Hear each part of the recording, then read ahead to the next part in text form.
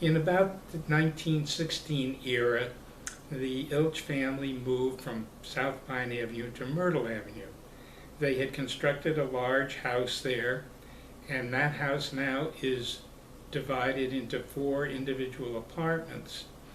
The house at the time they lived there contained my grandmother and grandfather, their son Maurice Ilch, their daughter Sophie Ilch, my mother, and when she got married, Rudy Schwartz, and when I was born, me.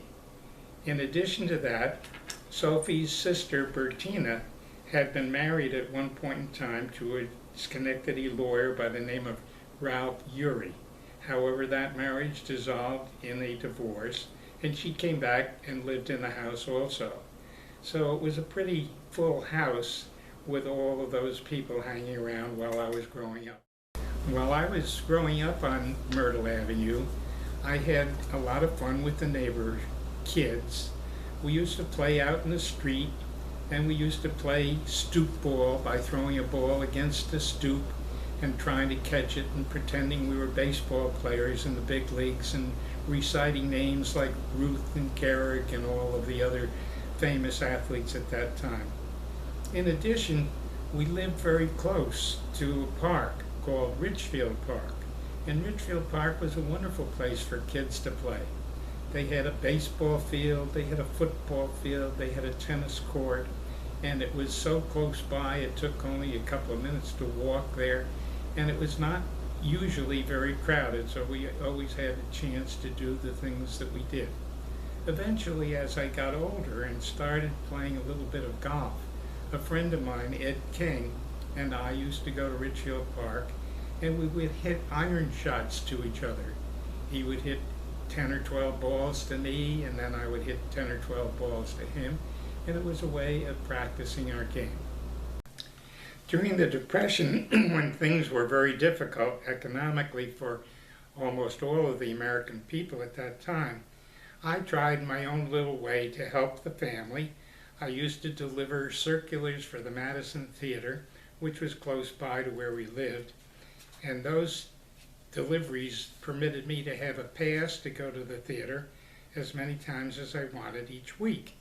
In addition to that, during the winter time, I usually shoveled a lot of snow to try to pick up 50 cents here and 25 cents there, whatever it might be, to earn a little bit of money to help my parents along. Also, in our backyard, we had fruit trees, and it was an annual thing for me to pick some of the cherries off of the tree and take them to a small grocery store who would buy them from me. In addition to that, I peddled some of the cherries from door to door around the neighborhood.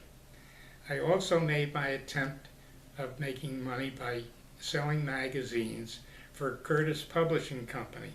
Not very successfully, I would say, but nevertheless it was regarded as an effort on my part to try to help the finances of the Schwartz family.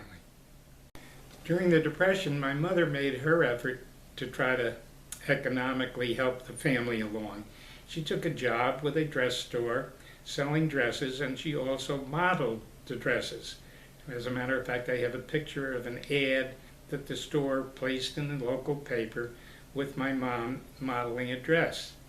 In addition to that, she used to work regularly at the voting polls and had her picture taken regularly with the mayor of Albany, Mayor Thatcher, who lived on the same block we did on Myrtle Avenue. My neighborhood friend Harold Dorn and I had an adventure that lasts in my memory for many, many years. It happened when I was about 10 years old in about 1932 during the depths of the Depression. I stole $1 from my mother. She had a hiding place where she kept some extra money back in those days. So Harold Dorn and I went to the A&P store on Madison Avenue, and back in those days, large candy bars were available at the price of 3 for 10 cents.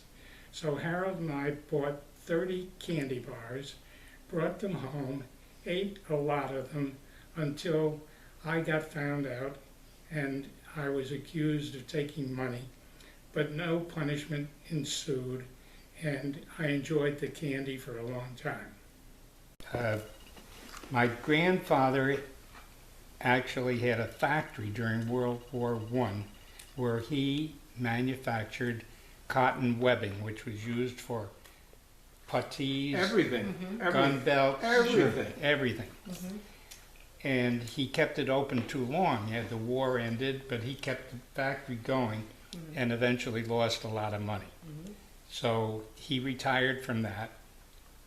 And in the meantime, my father had, as a result of the business that my grandfather had, my father had a job with Cluett Peabody in their lab.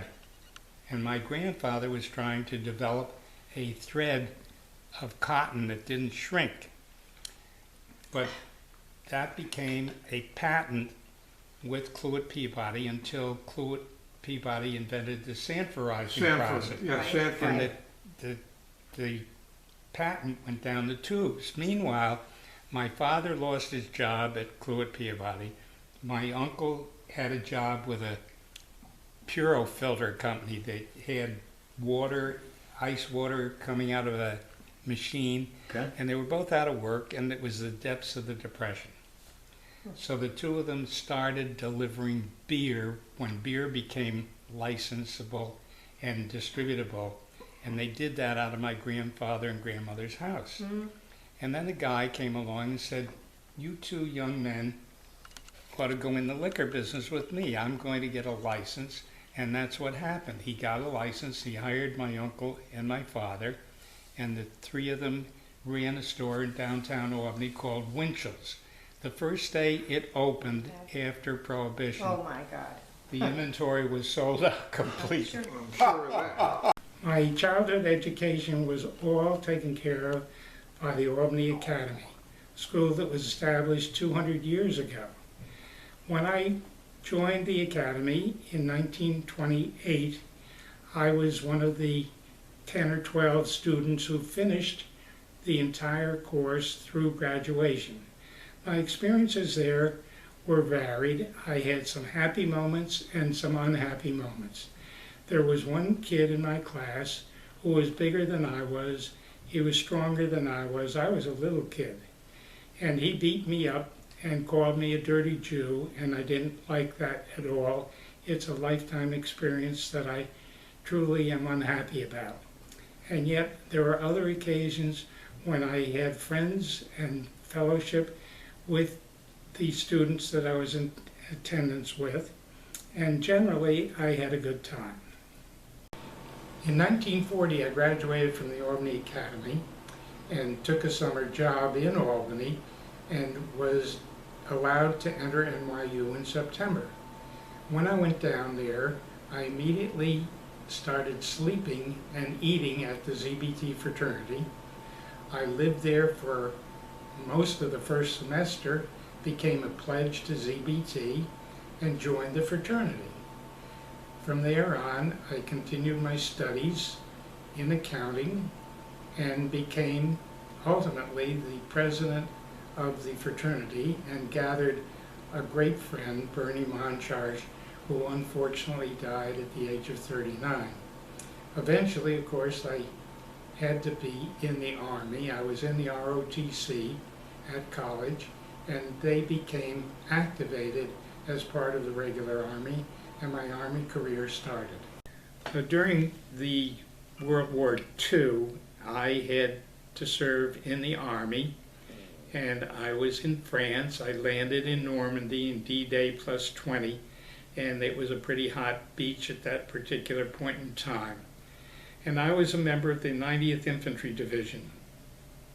And after a little while, the beachhead was expanded from where it was in Normandy, and our troops enveloped the German troops and were able to move through France pretty readily. So from June and July and August, the fighting got a little bit easier.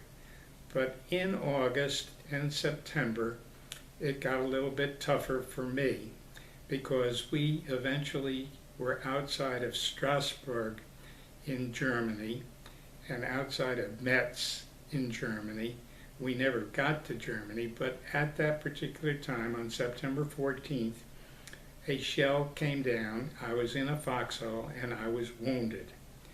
And the person I was in the foxhole with was a company aid man, and unfortunately the shell killed him. But there was medicine right nearby, and somebody graciously stuck the needle with some morphine in me to alleviate the pain that I was going through from the wounds that were in my legs. Both legs were injured and I could not walk. But eventually some troops came along with a stretcher, put me on the stretcher and tried to carry me down this hill. As they were in the process of doing it, continuous fire continued and mortars were falling all over the place, and as each one sounded as if it was coming down, the four guys who were carrying me dropped the stretcher, ran for cover, and left me lying there. Eventually they got me down to the bottom of the hill and put me on a jeep and carried me from there to a field hospital where some doctors took care of my wounds. Back in the 1914 era, Colony Country Club was established. It was primarily established to help provide a place for Jewish people to be able to try to play golf. And it was the only place in the Albany, Troy, Schenectady area where they could do that. Grandparents, Sam and Sadie Schwartz, my father's parents, were among the first members of the Colony Country Club. My parents had belonged to the club prior to the Depression, but during the Depression they had to resign. But in 1938 they rejoined the club and I became a junior member. My dues was $3.68 a month.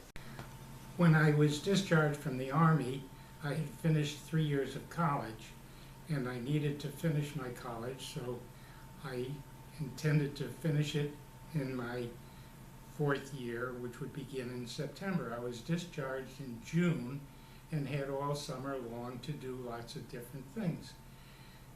My father knew an orthopedic surgeon, Phil Foster, and we went to see him about my legs, and Phil said, "Do you like to play golf?" And I said, "I played it as a kid." And they said it would be good for you because it would help strengthen your legs. So that started a whole event of golfing for the rest of my life, basically. I played almost every day at Colony Country Club during June, July, and August before college started, and I got pretty good. As a matter of fact, in 1945, when there were not many good golfers at Colony Country Club to begin with, I won the club championship.